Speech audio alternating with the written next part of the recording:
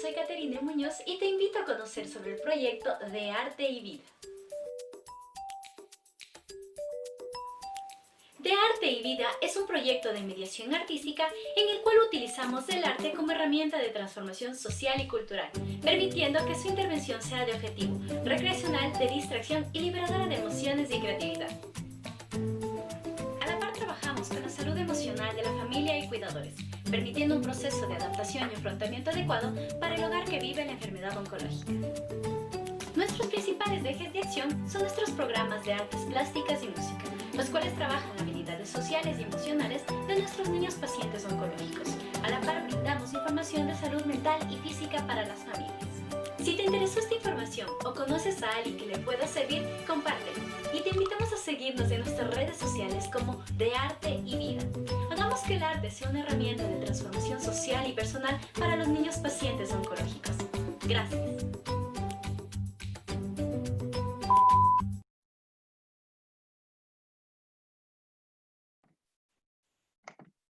Estimados padres de familia, amigos, colegas y público en general, es un gusto contar con ustedes en nuestra segunda charla para padres del proyecto de Arte y Vida, espacios en los cuales vamos a abordar temas de índole oncológico para el hogar. Padres y gente que requiere reforzar su conocimiento en este ámbito, espacios en los cuales se les extenderá herramientas y conocimiento con profesionales que nos brindarán sus intervenciones cada fin de semana por Facebook Live, desde nuestra página y vía Zoom. En este momento, permítanme presentarles a nuestro expositor, psicólogo Cristian Gómez Vázquez. Psicólogo clínico graduado en la Universidad Central del Ecuador, especializado en psicoterapia basada en evidencia, modificación de hábitos de alimentación, sueño, consumo y adherencia a tratamientos médicos, ansiedad, depresión, estrés postraumático y acompañamiento en conductas de alto riesgo. Actualmente realiza sus estudios de posgrado en intervención psicosocial y comunitaria en la Universidad Politécnica Salesiana. Además, es coordinador del área académica y formación en Grupo Mental y como psicólogo clínico en el Hospital de Especialidades de Eugenio Espejo en la ciudad de Quito. En esta charla nos brindará su conocimiento en el siguiente tema: afrontamiento en diagnóstico de cáncer. En este espacio contaremos con la intervención de nuestro expositor. Si tienen preguntas, por favor levante su mano, si está en Zoom, o escriba sus preguntas en el chat de Zoom. Y si está en Facebook Live, por favor escriba sus preguntas en la cajita de comentarios. O al finalizar, tendremos un espacio para resolver sus inquietudes. Por favor, Cristian, sé bienvenido, este espacio es tuyo. Hola, ¿qué tal? Mucho gusto con todas y todos los que están presentes en este pequeño taller. Y como justamente nombraba Katy, la enfermedad del cáncer quizás es una enfermedad muy especial para todas las personas que así lo padecen o también para sus familiares. En ese sentido, vamos a abordar hoy brevemente algunas situaciones que son muy interesantes para el abordaje integral de esta patología, como les había mencionado, tanto para la persona como para la familia, y no dejemos a un lado el círculo social que la persona obviamente puede tener de su lado. Me voy a permitir compartir unas diapositivas para que ustedes lo puedan ir revisando y nos podamos ayudar en este sentido. No sé si la pueden ver ahí para que me puedan ayudar confirmando. Sí se proyecta bien, Cris. ¿Sí? Se ve. Entonces, bueno, como les mencionaba, cuando nosotros hablamos de cáncer, quizás se nos viene a la cabeza muchas situaciones que engloban algunas creencias, algunas situaciones que van a la par y son muy comprensibles y son muy esperables cuando una persona así lo padece. En este sentido, vamos a ver primero qué es el cáncer. Vamos a ver una definición muy corta en donde podemos valorar qué es una enfermedad crónico-degenerativa caracterizada por la multiplicación incontrolada de células que dan lugar a la destrucción de tejidos normales, y justamente aquí también da a la formación de masas tumorales llamadas neoplasias, que muchas personas quizás lo hemos escuchado, pero ahora quizás tenemos la situación precisa a dónde se refiere.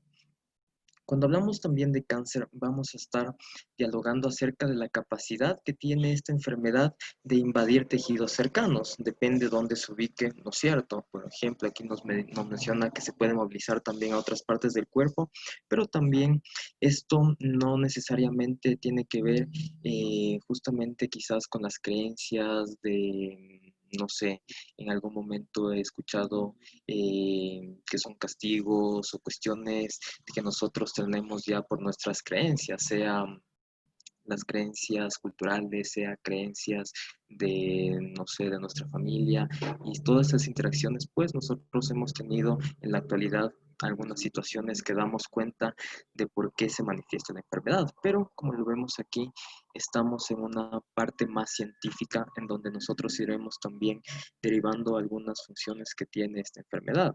Y justamente aquí, como les mencionaba, tiene la capacidad de movilizarse a otras partes de nuestro cuerpo a través del torrente sanguíneo y también a través del sistema linfático. Les voy a comentar que justamente aquí, cuando ya se forman nuevos tumores, lo vamos a llamar la metástasis. Y justamente aquí tenemos algunos tipos de cánceres que son muy comunes. Vamos a ver los carcicomas, ¿no es cierto? Que estos justamente se originan en los tejidos epiteliales, como la piel o las mucosas, que así también tapizan nuestro cuerpo. Por otro lado, tenemos los sarcomas, que en este sentido se van a originar en los tejidos musculares, óseos, conectivos, y posteriormente los linfomas se originan, como lo dice la palabra, en el sistema linfático. Entonces, justamente aquí es donde los glóbulos blancos, los glóbulos rojos hacen su trabajo de por sí y con otros componentes de la sangre, ¿no es cierto? Y por último tenemos aquí las leucemias, que justamente esto se origina a medida que la médula ósea va teniendo también sus cambios, con todo lo que se respecta a las células madres, y vamos a ver que esto es un tema más médico. Sin embargo, la psicoeducación es una parte muy fundamental que nosotros debemos tener en cuenta. Por su parte, vamos a ver que ya entrando a una situación del proceso salud-enfermedad, vamos a comprender que nuestra historia interactiva de vida está muy ligado a todas las acciones que así venimos realizando desde muy pequeños. Entonces, toda esta historia interactiva también va a dar cuenta para que nosotros hemos recreado competencias funcionales a esa interacción con una situación determinada. Por ejemplo, cómo nos comportamos cuando recibimos una mala noticia o cómo nos comportamos ante una situación, no sé, de algún duelo, de alguna calamidad que así lo tengamos que pasar. Y aquí justamente también va a estar inmerso cómo modulamos esos estados biológicos. Es la parte física, ¿no es cierto? La parte más fisiológica, donde nuestro cuerpo quizás recrea lo que nosotros sentimos por dentro, esta parte muy interna, así podemos llamarlo para comprensión del público. Y justamente aquí más o menos va a ser probable una forma de contacto con esas situaciones, siempre y cuando los antecedentes de esas situaciones en el pasado hayan resultado, por un lado, afrontadas de manera adaptativa, pero también por otro lado, afrontadas de manera no tan adaptativa, ¿no es cierto? Buscando algunas soluciones que son propias del ser humano como tal, pero muchas veces quizás ahondamos en respuestas o en situaciones a manera de solución de problemas que lo único que hacen es perpetuar lo que nosotros estamos evitando, que ya lo vamos a ver más tarde muy rápidamente esta situación. Entonces, aquí los resultados del proceso psicológico de la salud, vamos a tener tres aristas que las vamos a ver rápidamente. Por un lado tenemos la vulnerabilidad biológica, por otro lado tenemos las acciones de los individuos y la salud, y por último vamos a revisar la patología biológica y comportamientos asociados al mismo. En el caso del cáncer, vamos a ver que justamente podemos tener esta vulnerabilidad biológica, ¿no es cierto? Esta carga de esto ya en nuestro organismo asociado, sea por la parte hereditaria, ¿no es cierto? Esta vulnerabilidad biológica, que ya estamos predispuestos a tener esa enfermedad. Y justamente quizás yo cuando abordo a mis pacientes en el sentido de que están en el piso de hematología y quizás no saben por qué están ahí, pero se lo imaginan, ¿no es cierto? Por el nombre mismo, y ven a sus compañeras de habitación que ya están con algunos cambios secundarios, algunas situaciones. Y las personas comúnmente me preguntan esa situación. ¿Cree usted que tengo cáncer o que tengo alguna enfermedad por esto que me ha estado pasando? Pues debemos explicarle, ¿no es cierto? Y conocer también esos antecedentes clínicos de sus familias, es decir, sus padres, sus tíos, sus abuelos, donde esté más asociada la parte consanguínea, ¿no es cierto? Por otro lado, estas acciones de los individuos en la salud. Aquí vamos a ver que todo lo que nosotros hagamos en la vida tiene un resultado, ¿no es cierto? Un antecedente tiene una respuesta.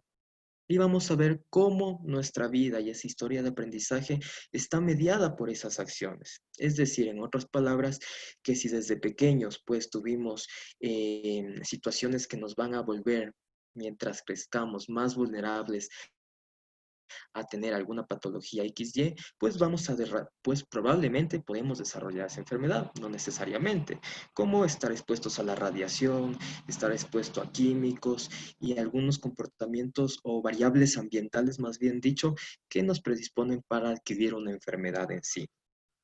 Eh, y bueno, vamos a ver aquí, aprovechando esta parte de las acciones que nosotros hacemos. Por un lado tenemos la prevención primaria, que quizás es la médula de todo lo que quizás puede ser una intervención en salud, antes de llegar a una enfermedad en sí que está instalada, me refiero. Porque si nosotros hacemos atención primaria, o prevención primaria, mejor dicho, pues detectaremos el 80% de las enfermedades. Y esto quizás el centro de salud, la parte primaria de salud pública, es la encargada de realizar. Sin embargo, en una parte privada, nosotros estamos en total confianza de ir donde un médico, sea general, especialista, y que nos realice exámenes varios para conocer si nosotros tenemos esa vulnerabilidad, ¿no es cierto? Porque nosotros podemos bien conocer, pero por otro lado podemos ignorar que nuestros familiares han tenido, o quién sabe, desconocer si nuestros familiares han tenido alguna enfermedad que nosotros podemos estar siendo predisponentes, ¿no es cierto? Entonces, vamos a ver aquí que todas esas acciones también van a generar resultados en este proceso psicológico de la salud como tal también, ¿no es cierto? Y por último tenemos la patología biológica y los comportamientos asociados, que vamos a ver más a fondo, que sería casi ya como, bueno, sería una prevención terciaria en este sentido, porque ya estamos en el tratamiento y quizás en esta situación de restaurar algunas cosas o de reintegrarnos a nuestras actividades normales o las que podamos nosotros volver a realizarlas, como por ejemplo, si nosotros ya tenemos un diagnóstico, un prediagnóstico de alguna enfermedad asociada con el cáncer, como lo habíamos dicho anteriormente, pues ya tenemos que realizar acciones para mitigar, ¿no es cierto? Para reducir probablemente en algún momento de nuestra vida podamos desarrollar una enfermedad. Entonces, estas acciones preventivas nos ayudarán de por hecho para mitigar que esta enfermedad suceda. Por ejemplo, tengo consultantes, pacientes de corta edades que son adolescentes y tienen leucemia, tienen otras enfermedades que no son muy comunes y quizás se están desarrollando muy rápido por el desconocimiento, pero en otras personas quizás también están existiendo muchos cambios. Imagínense un joven que tenga, ¿no es cierto?, una enfermedad degenerativa, que se corte, se cuarte sus relaciones sociales, su área de ajuste familiar, su área de ajuste social, su área de ajuste quizás educativa, planes que tenga hacia el futuro. Y no solamente eso, sino que van a existir comportamientos que están mediando esta situación para evitar, para escapar de esas sensaciones que no son tan buenas para nosotros o de otra forma aceptar y quizás promover esa adherencia al tratamiento, porque muchas personas vemos que cuando les dan un diagnóstico de cáncer, algunas personas referente a sus estilos de afrontamiento, que ya lo vamos a ver más despuesito, tienden a no aceptar el tratamiento, mediadas por esas creencias previas que hemos tenido con respecto a eso. Por ejemplo, la caída del cabello y todos los cambios secundarios que puede exigir una quimioterapia. Entonces, eso queremos evitar. Pero hay comportamientos asociados que están mediando, como les vuelvo y les repito. Entonces, esta situación, ahora en la pandemia, ¿qué cuidados nosotros realizamos para mitigar también estos contagios? Porque recordemos que las personas con patología instalada o con comorbilidades tienen mayor riesgo para contraer el COVID-19. No necesariamente, ¿no es cierto? Pero hay metaanálisis que nos refieren lo que les acabo de comentar. Ahora vamos a ver que justamente aquí cuando nos dicen, usted probablemente tiene cáncer, usted tiene cáncer y su cáncer está progresando, vamos a tener tres escenarios distintos, ¿no es cierto? Que aquí justamente nosotros vamos a ver cómo esta situación también está mediando lo que nosotros hacemos el día a día con nuestras acciones, tanto preventivas, tanto curativas, ¿sí? Entonces, ¿qué impacto emocional puede tener una persona a la cual le mencionen estas tres situaciones? Usted probablemente puede tener cáncer porque su herencia genética así lo predispone, pero necesitamos hacer algunas pruebas, algunos exámenes que por lo general duelen. Entonces hay que informar a las personas cuáles son los procedimientos e ir conjuntamente con el trabajo psicoterapéutico mitigando también esas respuestas, es decir, no evitándolas, pero sí afrontándolas de una manera diferente a las que hemos realizado dentro de nuestra historia de aprendizaje, ¿sí? O de esas formas de afrontamiento que hemos tenido ya. Y justamente aquí vamos a ver que un impacto emocional va a ser una respuesta, tanto fisiológica, tanto conductual, las cuales nos van a ayudar para lidiar con esas situaciones significativas en la vida, ¿no es cierto? No necesariamente toda la vida es un martirio, a pesar de que tengamos una enfermedad, pero pasamos todos los seres humanos, sin excepción quizás, de crisis vitales, las cuales como pueden ser la adolescencia, ¿no es cierto?, donde existen cambios que todos los conocemos y por ende también generan estos cambios comportamentales o situacionales que nosotros así los vamos a ver. Pero en este sentido vamos también a tener esas respuestas. Por un lado, podemos tenerla como una respuesta de tristeza, que es una emoción muy válida, ¿no es cierto? Y muy esperable, quizás cuando nos detectan o nos mencionan que hay la probabilidad de que podemos tener una enfermedad como el cáncer. Por otro sentido, podemos tener enojo, esa rabia, ¿no es cierto?, intensa que puede estar en nuestro cuerpo, que nos puede modular hasta el sentido de que podamos como que rechazar o estar en negación para recibir lo que nosotros estamos escuchando en ese momento. Por otro lado, también podemos tener la sorpresa, que también es una emoción muy esperable en ese momento, dicho del modo en que nos digan, a grosso modo, de tener este diagnóstico, pero quizás si ya existe un diagnóstico previo, un diagnóstico temprano, ya vamos a ir mitigando estas emociones, donde vamos a ir también moldeando cómo nosotros vamos a responder ante esas situaciones que nos tengan que decir los médicos especialistas en esta situación, ¿no es cierto? Pero aquí justamente les he puesto la evitación experiencial, donde las personas comúnmente estamos constantemente evitando el sufrimiento, evitando lo que no queremos experimentar, pero es necesario en una situación como esta, la del cáncer. ¿Sí? Y vamos a ver que las personas tendemos a estar en esta constante evitación, pero dígame en ese sentido cada uno que nos ven en este momento.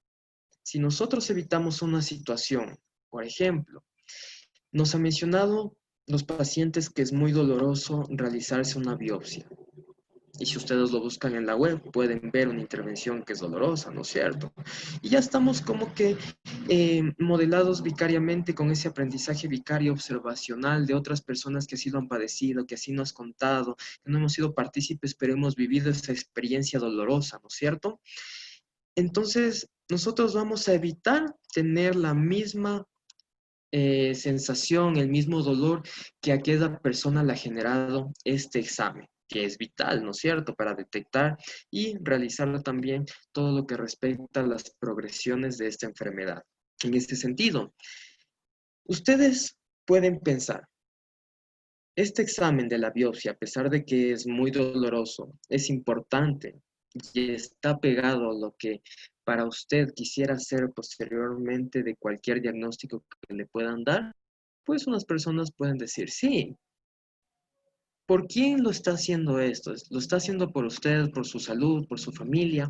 Justamente ahí tenemos que ver nosotros y hacer una introspección de ¿Qué cosas son importantes para nosotros en la vida? Nuestra familia, nuestra pareja, nuestros hijos, nuestro trabajo, nuestra educación, los planes de vida, nuestra espiritualidad, nuestra parte de la salud y muchas cosas que así lo refieren los valores, pero no tanto los valores así cotidianos de la honestidad y X más, ¿no es cierto? Sino más bien las cosas que nos mueven en la vida, las cosas que nos dan como que esa energía para nosotros continuar a pesar de alguna situación adversa. Entonces, en ese sentido, ustedes se pueden hacer a la idea de que si evitamos esto, pues, ¿qué ocasionará? Que no tengamos un diagnóstico temprano, que la enfermedad esté progresando por ese dolor. ¿Que va a ser pasajero? Pues sí. ¿Que va a doler? Sí, no lo podemos ocultar. Pero también tenemos que proyectarnos en que si eso está pegado dentro de lo que yo necesito, lo que es necesario para mi salud, pues tendré que hacerlo, ¿no es cierto? Y bueno, vamos a ver aquí. Los estilos de afrontamiento. ¿Cómo las personas comúnmente afrontamos las situaciones estresantes de la vida diaria? Y ustedes háganse la idea de cómo hoy han sucedido cosas agradables, desagradables, que han sido situacionales, momentáneas, pero no las hemos quizás gestionado de una manera muy, no sé, muy contextual a la situación. ¿Esto a qué me refiero? Que cuando nosotros nos enfrentamos a algo, pues haremos muchos esfuerzos, tanto cognitivos como conductuales, que son constantes. ¿Para qué? Pues para generar esos cambios que se desarrollan, incluso para manejar estas demandas específicas externas o internas de nuestro proceso psicológico. Cuando nos referimos a las situaciones o demandas externas, pues las vamos a ver como los comportamientos o acciones públicas que nosotros podemos reaccionar. Pero también tenemos conductas privadas o comportamientos privados que en sí no los pueden observar las demás personas, pero las personas, uno mismo, así lo puede observar porque es propio de uno. Y vamos a dar cuenta de qué están generando cada uno de esos comportamientos, sean públicos o privados, en mi situación actual. Por un lado, podemos enfrentarnos o tener este estilo de afrontamiento centrado en el problema, donde las personas están justamente como en una visión de túnel, frente a la situación, al problema. Y justamente yo les suelo conversar a mis pacientes en el sentido metafórico o de relación en que se imaginen que puedan ver los caballitos, ¿no es cierto? Los que quizás en la actualidad, hace unos años atrás existían, en donde les ponían aquí estas situaciones para taparles la vista y que solo puedan ver al frente. Y háganse la idea de que solamente estamos viendo al problema, a la situación a la cual nos estamos enfrentando. Pero como estamos tapados en este sentido, no podemos ver que acá tenemos el apoyo familiar, que acá tenemos algún apoyo social, algún apoyo de la pareja y los múltiples apoyos que así podemos tener, es decir, esas redes de apoyo en general, ¿no es cierto? Pero muchas veces nos nublamos por el sentido de que estamos más proyectados al problema y dejamos a un lado los aprendizajes o los modos de afrontamiento que así lo hemos realizado en el pasado, que justamente no nos estamos refiriendo a otra enfermedad catastrófica como es el cáncer, pero quizás hemos tenido momentos en que nos hemos enfrentado a situaciones muy estresantes que las hemos solucionado de esa forma, pero las vamos a ver cómo en la actualidad también las estamos nosotros afrontando. Por otro lado, tenemos la situación en donde nos vamos a centrar a la emoción, justamente, ¿no es cierto? Como que pensar emocionalmente, con la mente caliente, nos quedamos en el enojo, nos quedamos en la vergüenza, nos quedamos en la ira, nos quedamos en la sorpresa, pero no nos permitimos accionar ante esas emociones que así lo tenemos nosotros. Como le mencionábamos un ratito, estas emociones son respuestas, ¿no es cierto? Tanto fisiológicas como cognitivas, que son importantes para lidiar con algunos acontecimientos que así los tenemos que pasar y son necesarios en nuestra vida. Y por último tenemos la centrada en la evitación, que como ya les había mencionado, tendemos a evitar afrontar lo que es en ese momento doloroso para nosotros, como es un diagnóstico, como es una prueba, como es un tratamiento y cómo es los efectos secundarios del mismo. En ese sentido, vamos a ver que nosotros, por un lado, podemos resignarnos pero por otro lado podemos aceptar la situación. ¿Y a qué se refiere em, estas palabras que quizás son muy semejantes, pero tienen una enorme diferencia? En este sentido, podemos ver que la resignación, ¿no es cierto?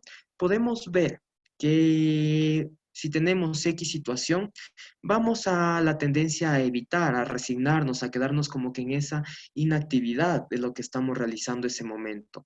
Pero por otro lado, tenemos la aceptación, donde estamos quizás aceptando sin juzgar, sin criticar, no dando quizás una respuesta eh, muy desde uno mismo, ¿no es cierto? Como que tratando de cambiar la situación por más que no se pueda. Y lo único que hacemos es como quedarnos en ese mismo lago profundo o en esas arenas movedizas que lo único que nos hacen es hundirnos más. En el sentido de que cuando ustedes hayan escuchado que para salir de unas arenas movedizas, ¿qué tienen que hacer? Unos podrán decirme quedarme quieto, ¿no es cierto? Inmóvil. Y otros podrán decirme que mientras más patalean, mientras más intentan solucionar, pues más se hunden en el lago, en el pantano. Y esto es eh, muy equiparativo para esto, porque vamos a ver que justamente aquí, si nosotros, mientras más intentamos solucionar una situación que no tiene aparentemente solución, ¿no es cierto? Un tratamiento reversivo, lo podríamos decir así, porque el tratamiento quizás para reducir el impacto existe. Pero nos resignamos muchas veces ante eso. No, ya no tengo para qué vivir con esta enfermedad, ya no sé ni el trabajo ya podré tener, me van a botar, mi pareja ya no me va a querer por los cambios fisiológicos que así puedo tener. Por ejemplo, cuando tenemos situaciones de enfermedades hematológicas, hay muchos moretones como hematomas, ¿no es cierto?, en el cuerpo, por todo lado, y a veces las personas tienen mucha vergüenza por exponerse ante su pareja, por exponerse ante el público, cuando vamos a una piscina o cualquier situación. Y tendemos a evitar, pues, ¿no es cierto?, afrontarnos a eso por ese temor de que la gente pueda reaccionar de alguna manera juzgándonos, criticándonos, poniéndonos en el rol de enfermo, en el rol de personas pasivas, que no lo somos o que no lo son las personas que padecen estas enfermedades. Si bien es cierto, tenemos una enfermedad progresiva, degenerativa, esto no necesariamente quiere decir que seamos, disculpen la expresión, unas personas inválidas, en el sentido de que no tengamos valor, ¿no es cierto? En el sentido de que nosotros nos quedemos en esa inacción, nos quedemos en nuestra cueva y no salgamos a explorar lo que quizás no nos hemos dado oportunidad en un momento pasado.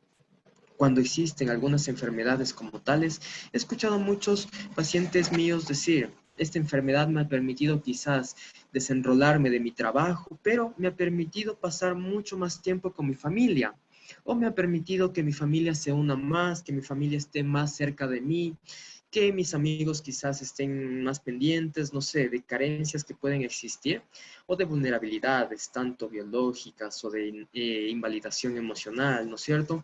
Que en este momento pueda reforzar esas acciones para bien en nosotros, en el sentido de que podamos aceptar la situación que estamos pasando, que observemos lo que está sucediendo en el presente, pero no dejemos que quizás nos invada esas emociones que no son tan buenas para nosotros, que son esperables, que son quizás muy legítimas, no lo voy a negar, pues sí, pero no dejemos que nos absorban esas emociones. En este sentido, me gustaría que aquí vayamos viendo algo más práctico, donde ustedes puedan realmente mencionarse a ustedes mismos qué es lo más importante en sus vidas. Y ahora me gustaría que me digan, ¿y qué están haciendo en dirección hacia lo que es importante para ustedes? ¿Qué acciones están realizando?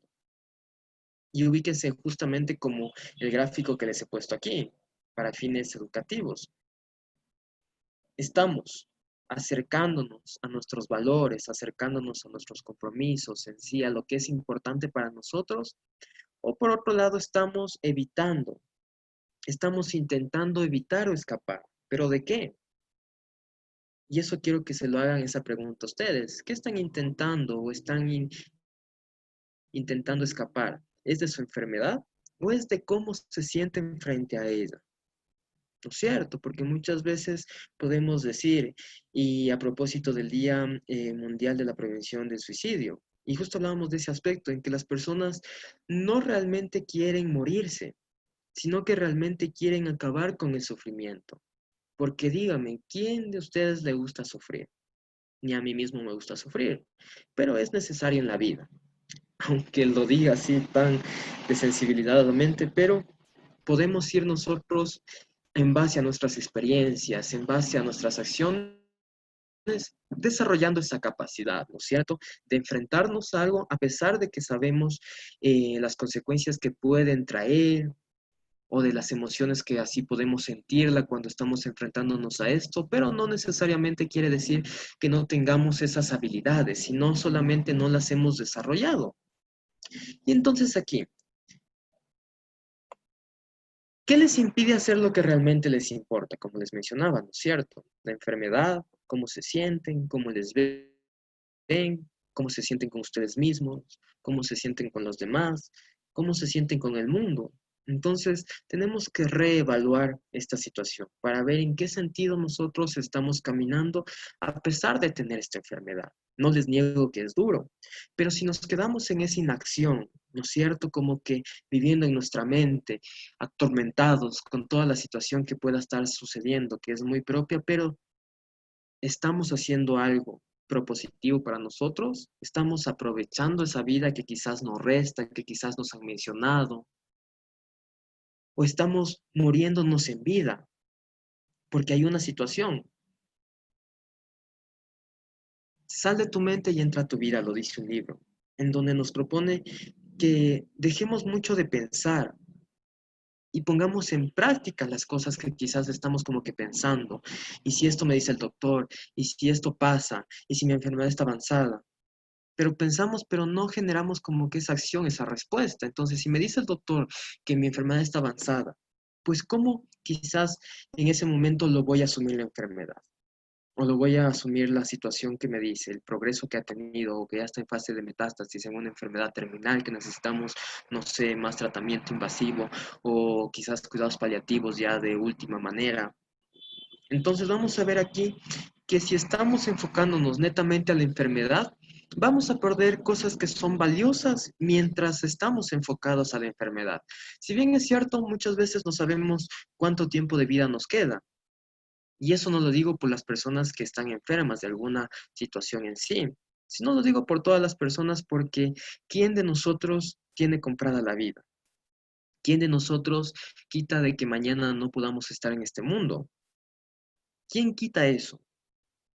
¿No es cierto? No somos conocedores de esa situación, pero estamos haciendo acciones para intentar, entre comillas, vivir más o vivir una vida valiosa que valga la pena ser vivida. Pero muchos dirán que tengo cáncer, tengo estas enfermedades. Mi vida ya no es valiosa, ya no tengo para qué vivir. La vida ya no tiene esa función generadora de estímulos agradables hacia nosotros. Pero quizás yo les digo que sí, que tenemos mucho porque, como les mencionaba anteriormente, la familia se une, la familia quizás apoya, hay muchas situaciones, vínculos que se reafirman y pueden generar también ese cambio.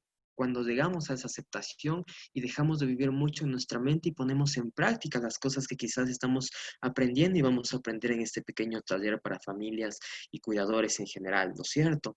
Entonces, les he puesto aquí, ¿cómo afrontar en familia? Actúa. La gente sufre. No se trata solo de que sienta dolor físico. El sufrimiento es mucho más que eso. Los seres humanos tienen que habérselas también con el dolor psíquico que experimentan, ¿no es cierto? Entonces vamos a ver que no solamente en la vida existen dolores físicos, sino que también ese dolor físico trae sufrimiento a la situación emocional, a ese dolor, como lo menciona este autor, Stephen Hayes, al dolor psíquico. Entonces, ¿qué estamos haciendo ante eso? Y como les menciona, el dolor es universal, pero vamos a ver cómo nosotros afrontamos ante esas situaciones. Vamos a ver aquí que tenemos algunas situaciones como son las habilidades prácticas.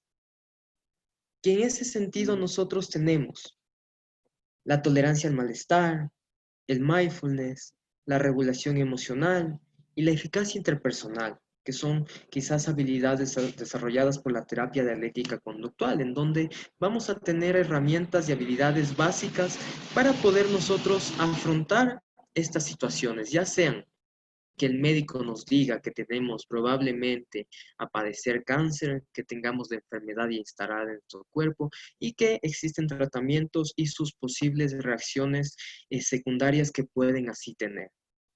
Antes de entrar en esto, me gustaría indicarles que a veces como psicoterapeuta, como psicólogo de la salud, en donde estoy haciendo psicología de enlace con las demás especialidades y tengo que quizás notificar a pacientes que tienen este enfermedad o de ayudarles a afrontar estas situaciones, pues también vemos que en esta circunstancia a veces preguntan muchas reacciones que así lo pueden tener. Pero yo lamentablemente no tengo la enfermedad, pero sí me apoyo en personas que así lo padezcan. Porque si yo les digo, usted va a tener ganas de vomitar, va a tener náuseas, va a tener cambios secundarios como alopecia, caída de cejas, caída de vello púbico, resequedad y muchas reacciones secundarias más, pues no necesariamente existen esas respuestas secundarias en todas las personas. Pero según esto, según nuestro organismo, según nuestras maneras de interacción, podemos tener esas reacciones. Entonces vamos a ver aquí que yo utilizo bastantes recursos sociales y lo que es de arte y vida en ese aspecto, ¿no es cierto? De poder crear esa situación social donde podamos compartir y dejar de esconder estas enfermedades. Que esas representaciones sociales de la enfermedad no tengan siempre que ser igual a muerte, cáncer igual a muerte, cáncer igual a sufrimiento, cáncer igual, no sé, a cualquier palabra que ustedes se les venga en este momento que asocien la imagen del cáncer. No necesariamente tiene que proyectarse ante eso, ¿no es cierto? Sino más bien actuar ante lo que la gente o comúnmente, socialmente piensan de lo que es la enfermedad versus a lo que las personas así lo padecen. Y eso es hablar por el otro. Yo no puedo hablar por el otro. Tengo el conocimiento científico, tengo el conocimiento, ¿no es cierto?, académico, pero no tengo la enfermedad.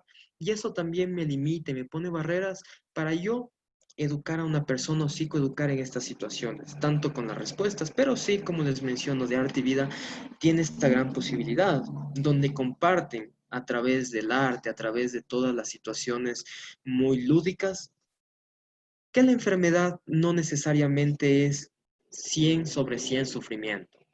Que puede haber sufrimiento, nadie lo niega, pero ¿de qué manera estamos actuando ante eso? Entonces aquí yo les he puesto, la vida es dura, ya lo sabemos, pero no estás atrapado ni indefenso en tu lucha con tus emociones. Puedes albergar la esperanza si realmente comienzas a actuar. ¿Y a qué nos referimos cuando menciono actuar? Actuar, vamos a ver esta parte en donde nosotros ponemos en marcha las habilidades, las situaciones que así estamos desarrollando, versus a quedarnos inactivos, resignados.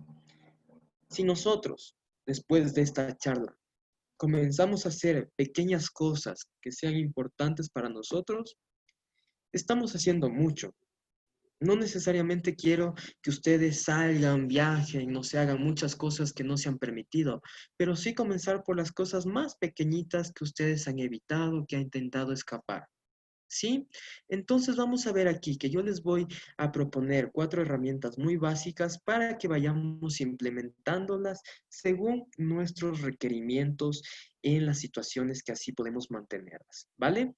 Entonces, vamos a ver. Una es la tolerancia al malestar. ¿Qué significa esto, ser tolerante al malestar? No significa aguantarse, sino también esa parte de ser demasiado crítico sobre una situación te impide que hagas nada para cambiar esa situación. Si yo me estoy aguantando, si estoy enojado conmigo mismo, si estoy enojado con los demás, con mi familia, culpándoles, no sé, asumiendo algunas otras situaciones que así lo pueden pasar, ¿qué realmente estamos acá? ¿Estamos haciendo algo para subsanar, entre comillas, la situación? ¿Estamos haciendo algo valioso para que eso o para cambiar la situación que lamentablemente no la podemos cambiar? Pero lo que sí podemos es actuar de una manera diferente a las anteriores, que históricamente las hemos desarrollado así, que no han sido adaptativas, pero a partir de este momento vamos a trabajar en esto, pues iremos nosotros también desarrollando estas habilidades de tolerancia al malestar, estas actividades, como les menciono aquí, incluso de aceptación. Cuando hablamos nosotros de aceptar algo tal como es y sin juzgarlo y actuar efectivamente según lo valioso para uno, estamos hablando de aceptación radical, no de ser extremos, sino que nosotros nos permitamos no intentar cambiar algo que lamentablemente no lo podemos cambiar. Así movamos el mundo, si nos dicen que tengamos ya una enfermedad terminal, lamentablemente no podemos cambiarla, pero sí podemos hacer acciones que quizás están correlacionadas a incrementar nuestro bienestar de vida en esos momentos o en X etapas que así lo tengamos que pasar. No me estoy refiriendo a esta situación como que déjate llevar por la situación. No, sino más bien poner en marcha las cosas que sean importantes para nosotros, pero sin dejarse llevar por las situaciones de evitación o de escapar de esos malestares que son propios de la enfermedad. ¿Sí? Porque, como les repito, si nosotros nos quedamos enfocados a un estilo de afrontamiento hacia el problema, pues nos vamos a perder muchas cosas valiosas que todavía aún existen, que todavía aún podemos cambiarlas en nuestra vida. Y aquí me acuerdo de una frase que dice más o menos así: si algo tiene solución, ¿para qué te preocupas? Y si algo no tiene solución, ¿para qué te preocupas? Porque si ustedes lo pueden así notar tan fácil, esta frase no lo es tal cual, ¿no es cierto? Porque tenemos que entrenarnos quizás en muchas habilidades para llegar a esta situación en donde podamos aceptar las cosas tal y como son. Aceptar esas emociones para nosotros también poder generar ese cambio. Y aquí vamos a ver que tolerancia al malestar también podemos desarrollarla, por ejemplo, realizando actividades que sean agradables para nosotros, como la realiza Arte y Vida. ¿No es cierto? Que a través de las situaciones lúdicas, a través de estas situaciones muy artísticas, desarrollamos estas habilidades en las personas que quizás se estuviesen ya poniendo en el rol de personas quizás ya inactivas, pasivas, deterioradas, pero han desarrollado una habilidad nueva. ¿Quién se iba a imaginar que podemos aprender a tocar guitarra con una enfermedad en sí? ¿Quién se imagina que podemos tener esa expresión artística con una enfermedad? Porque yo siempre les menciono a mis colegas, a mis pacientes, a mis consultantes, que la información que yo les entrego no se la tienen que quedar para ellos. La tienen que asumir, sí, pero también la tienen que proyectar como una cadena hacia otra persona, como esa cadena de favores, ¿no es cierto? Que si una persona en algún momento no comprende por qué está reaccionando de esa manera, por qué está teniendo emociones muy invasivas, muy desagradables, puedes hacerle comprender de que las emociones no son buenas ni malas, sino más bien que son contextuales a la situación, que ya lo vamos a ver más adelantito y no me quiero adelantar mucho, pero como les menciono, Arte y Vida está dentro de esa tolerancia al malestar quizás, a poder nosotros distraer la mente, no tanto en la parte de evitar, sino que afrontar con estrategias en sí, ¿no es cierto? Entonces, vamos a ver otras habilidades como son las de mindfulness. Mindfulness quizás está muy relacionado actualmente no tanto con relajarse, con esta situación de estar pasivo, sino más bien mientras nosotros estamos realizando cosas importantes o cualquier situación en nuestra vida diaria, prestar atención, es decir, esa conciencia que emerge a través del proceso de prestar atención. A propósito, prestar atención a propósito, en el momento presente, es decir, en el aquí y en el ahora, no en el pasado ni tampoco en el futuro. Si bien es cierto, las personas estamos muy encaminadas a cosas del pasado, y como les mencionaba, ¿qué cosas del pasado tienes la oportunidad de cambiar y estarías dispuesto a hacer cosas para cambiar? Pero ¿qué cosas del pasado lamentablemente no tienen solución? Pero así, ¿qué estarías dispuesto para quizás distanciarte de las cosas con las que estás fusionado, con las que estás como que muy enredado hacia el pasado? Pero por otro lado podemos también tener el futuro, perdón, en donde nos enredamos también en el futuro y estamos viendo qué sucederá, qué pasará, cuánto tiempo viviré, y si me muero mañana, y si sucede esto, y si el médico me dice esto, y si no puedo afrontar esto, y si mi pareja me abandona. Y si, no sé, ya no tengo medicamentos, que hay cuestiones que son quizás muy fundamentales, que ya vamos a hablar un poquito más de la parte socioeconómica, pero es la situación en que toda la parte social, comunitaria, psicosocial, tiene y está en la responsabilidad quizás de implementar esos procesos de transformación y de cambio ante la sociedad. No solamente pregonar, ¿no es cierto?, sino más bien también accionar como estas actividades que hace de arte y vida y que hacen otros grupos, ¿no es cierto? Como, no sé,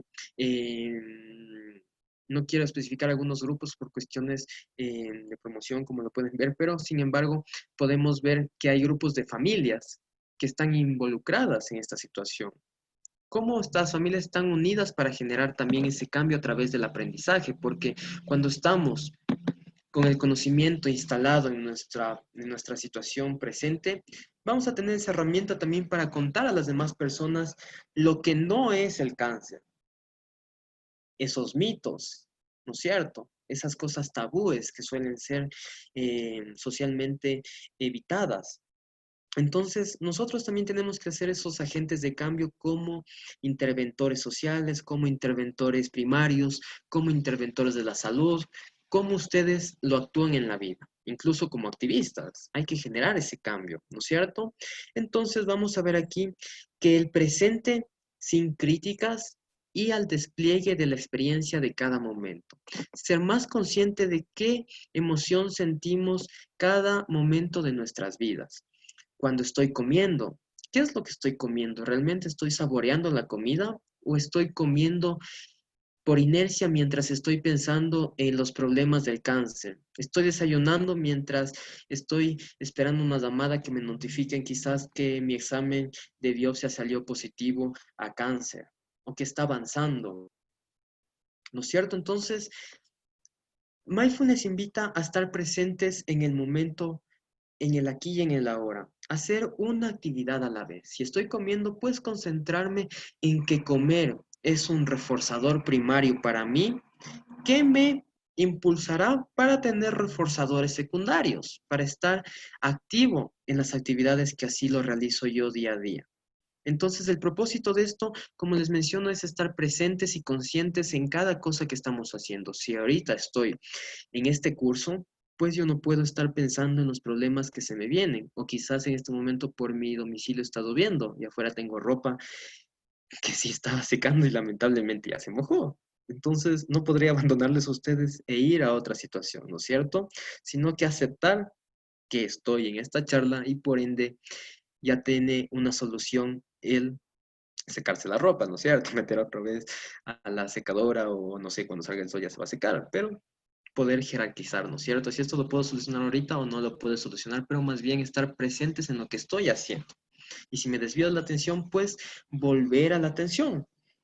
Y yo les voy a proporcionar algunos ejercicios que quizás lo he abandonado en cuarentena. Estaba realizando podcasts de algunas situaciones guiadas con música zen, con música oriental, incluso con cualquier música. Si ustedes me lo piden que les relaje, pues yo la puedo realizar.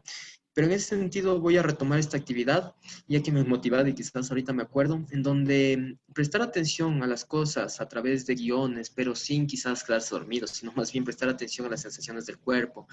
¿Cómo está la temperatura de mis manos en comparación con la temperatura de mis pies? ¿Cómo se encuentra quizás, no sé, mi flexo solar, mi estómago, las sensaciones? ¿Soy consciente de qué pensamientos tengo? ¿Qué estoy haciendo frente a eso? Pero sin críticas, ¿sí? Si hay alguna pregunta me olvidaba, pues estoy predispuesto a responderles, las dejan ahí, no las puedo ver en Face directamente, pero me las van a ir transmitiendo posteriormente. E incluso si no alcanzaron a ver esta transmisión, pues me gustaría que también dejen sus preguntas y yo en la retransmisión estaré también respondiendo, ¿sí? Vamos a otra habilidad que es muy interesante, que es la regulación emocional, donde esta regulación emocional, háganse a la idea que nosotros estamos en un semáforo, ¿sí? Y que, por ejemplo, nuestras reacciones emocionales están en verde, están en amarillo y están en rojo. Y hagamos esta asociación, que podamos como que el verde es decir que estamos en una emoción muy regulada, muy sintonizada, ¿no es cierto? Como que en ondas muy relax. Pero eso no quiere decir que estamos inactivos, sino que estamos conscientes de la situación que está pasando y sabemos regularnos ante la situación, ¿sí? En este sentido vamos a ver que tenemos emociones primarias, tales como la cólera. En la cólera está descrito lo que es la parte de la rabia, el enojo, el resentimiento. Por otro lado tenemos la alegría, que es la diversión, la euforia, la gratificación, este bienestar. Por otro lado tenemos el miedo, que es esta ansiedad, esta incertidumbre, esta inseguridad, lo que pueda pasar, ¿no es cierto? Esta tristeza también, que puede ser esa pena, esa soledad, ese pesimismo. Sin embargo, estas emociones también desembocan o han tenido que derribarse a una emoción secundaria, en donde vamos a ver que podemos derivar en una emoción como sea el amor, como sea la sorpresa, como sea la vergüenza, como sea esa aversión a lo que no queremos experimentar, ¿no es cierto? Entonces, para esto yo les he traído una habilidad y bueno, una actividad que no necesariamente es para todos, pero la pueden realizar y que me pueden escribir, ya les voy a dejar al último mi correo electrónico para poder ir realizando estas actividades. A propósito de eso, vamos con un grupo que tenemos académico a implementar también, quizás en una próxima oportunidad, talleres de habilidades, que sería muy interesante que las personas que así lo requieran, pues también se puedan unir a esta iniciativa que estaremos compartiendo con De Arte y Vida también, porque es muy necesario, no para una enfermedad en sí, sino para todas las personas. ¿Vale? Entonces, me gustaría que piensen en un problema que les ha costado mucho solucionarlo y que haya traído muchas emociones, muchos comportamientos desadaptativos para ese momento, como bien lo decimos y como lo decía con una consultante el día de hoy. ¿Has estado echando más leña al fuego o has estado regulando ese fuego en ti? Entonces, vamos a tener aquí en cuenta que primero podemos realizar esta detención, es decir, hey, a ver, somos conscientes de lo que está pasando. Si en este momento me da una emoción, no sé, de tristeza, y esa tristeza puede desembocar por esta carencia de habilidades en un comportamiento autolesivo con una conducta autodestructiva para mí mismo, pues, ¿qué estará generando eso? ¿Estoy aportando para mi enfermedad? ¿Para bien me refiero? ¿O estoy aportando para mal a mi enfermedad? Ya tengo cáncer. ¿Qué resta si me voy a tomar? ¿Qué resta si me voy a drogar? ¿Qué resta si, no sé, hago una conducta desadaptativa? Me voy a tener relaciones porque con mundo y Raimundo porque ya igual me voy a morir. ¿No es cierto? No necesariamente significa eso, tener como que ya ese libre albedrío porque tengo una enfermedad y voy a morir, sino que están mediando también valores, cosas que son importantes para nosotros en la vida. Y aquí podemos entonces detenernos y pensar, es decir, asociar con qué estamos nosotros teniendo esa situación de detención. ¿En qué parte del semáforo nos encontramos este momento? Si tenemos estas situaciones. Estoy en verde, estoy en amarillo, estoy en rojo, ya como que muy al límite y necesito pedir ayuda, necesito realizar alguna situación para regular mi emoción en ese momento. Regular la emoción tampoco necesariamente es evitar, pero sí es como que en este momento, lo decimos así cotidianamente como pensar con cabeza fría, ¿no es cierto? Entonces, ese momento, imagínense que están con la cabeza muy, muy, muy caliente, así como que explosiva. Incluso lo pueden ver esto en la película, se me fue el nombre, intensamente, sí, intensamente me parece que es, en donde pueden reconocer sus emociones. Y es una película muy práctica en donde a través de esta parte lúdica también podemos reconocer esas emociones, cómo están mediando nuestras situaciones contextuales, ¿sí? Entonces, para no irme muy lejos, vamos después a anotar y a nombrar. En este momento yo estoy sintiendo la emoción de miedo. Y esa emoción responde a que el médico me dijo que posiblemente yo puedo tener cáncer. ¿Es esperable que yo tenga miedo? Pues sí, es esperable. Pero ¿me quedo en esa emoción o la transformo en una acción? Entonces, ¿cómo la transformo en una acción? Discriminando esas respuestas apropiadas. Hacia la idea de que están en una Y. Me voy por este camino que serán quizás los comportamientos desadaptativos, comportamientos autolesivos, comportamientos autodestructivos para mí, o me voy por este otro camino que serán esos comportamientos adaptativos, esos comportamientos guiados por valores, esos comportamientos importantes que son para mí a pesar de tener la enfermedad. Entonces vamos a discriminar por dónde nos vamos, ¿no es cierto? Y por último, expresar de manera coherente a la situación. Entonces, cuando hablamos de coherencia ante la situación, nos hacemos referencia a expresarla tal como es la situación en una situación que merece sentir esa emoción.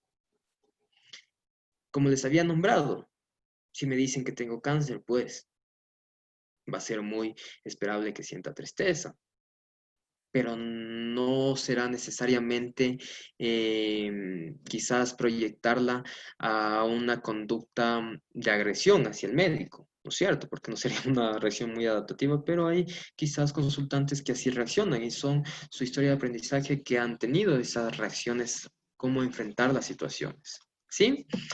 Entonces, vamos a ver, perdón, cuando expresamos todo esto, actuar a largo plazo. Actuar a largo plazo da razón a que nosotros no nos quedemos en una situación actuando como la situación lo amerita, sino más bien generalizar ese comportamiento adaptativo a largo plazo.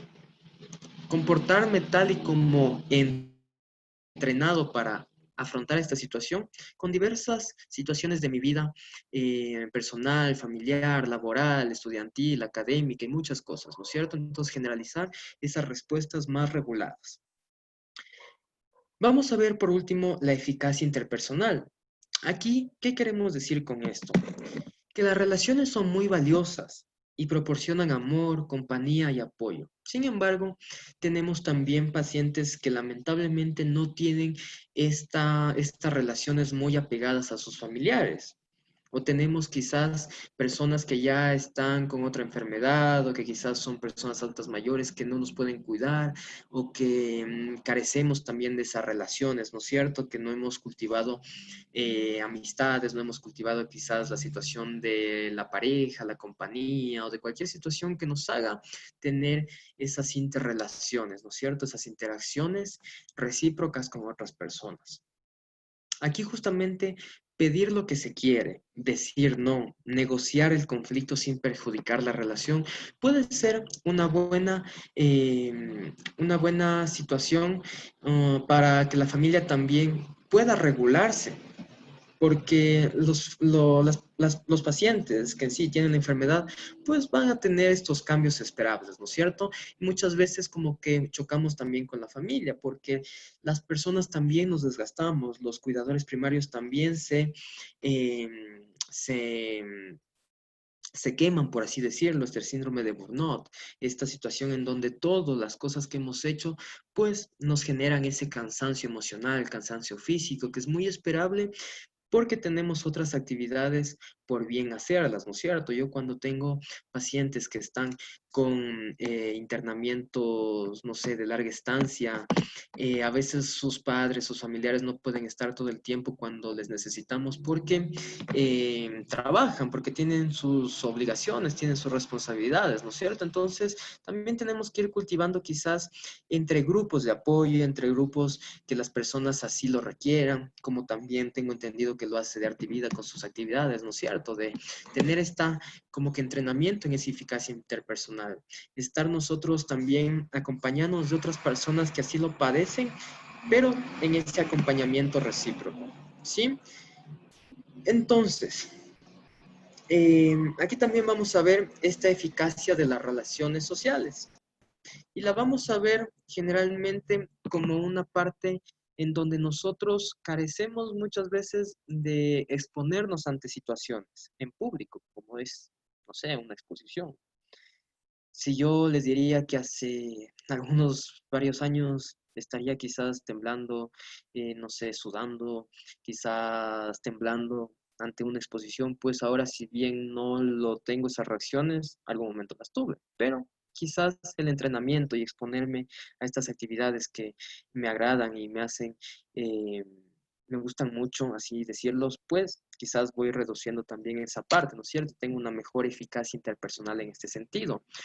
Em, Aquí yo también les quiero dar un acrónimo para la familia, que es give, dar. Entonces, donde la G es ser gentil, ser amable, respetuoso. La I, interesarse por la gente, interesarse por su familiar, interesarse por las personas, ¿no es cierto? Es decir, escuchar la opinión del otro sin interrumpir, sin intentar como que leer lo que la persona está pensando, sin darle respuestas que quiere escuchar. Porque en ese momento las personas también no tenemos esa capacidad, o bueno, no nos hemos entrenado más que no nos hemos desarrollado las habilidades de validación emocional. Validar no significa estar de acuerdo con los comportamientos que así lo proyecte una persona, o que así la realice, más bien dicho.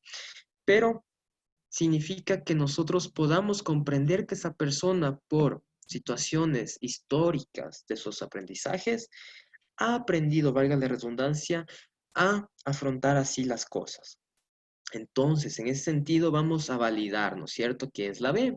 Y por último tenemos la E, que es de easy, que vamos a calmar las aguas, que es como que easy manner, sintiendo esa parte empática, ser amable, usar el humor, poder también involucrarse en actividades que sean muy lúdicas, muy sintonizantes a lo que es importante, ¿no es cierto?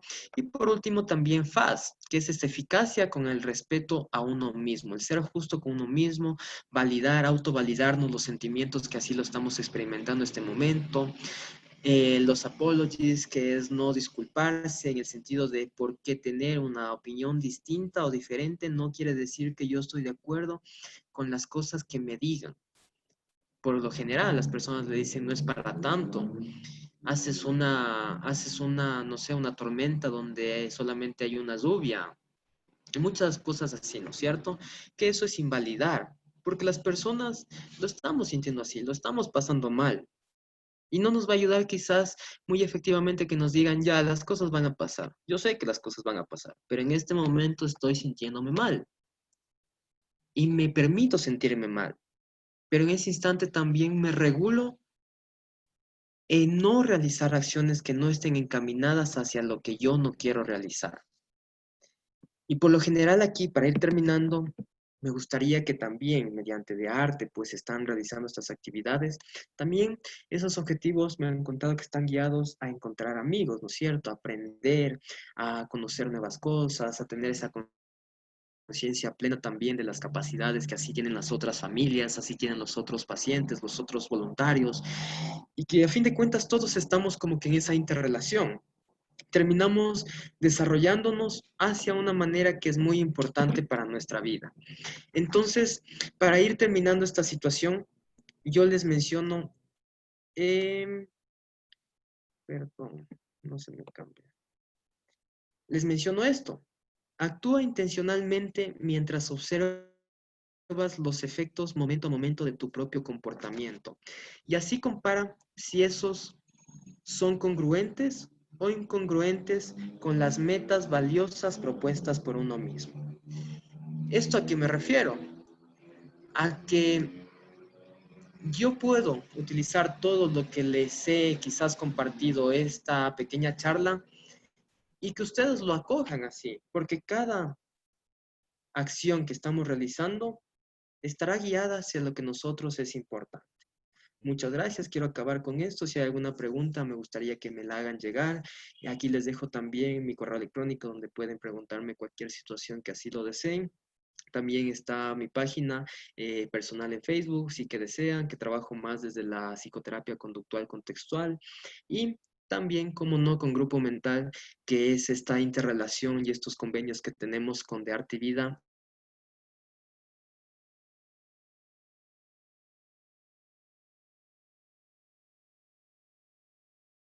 La he dejado, pero encuentro en que todo lo que respecta al arte es algo muy bueno que todos deberíamos cultivarlos en algún momento de nuestra vida. Muchas gracias y me despido con esta pequeña mensaje.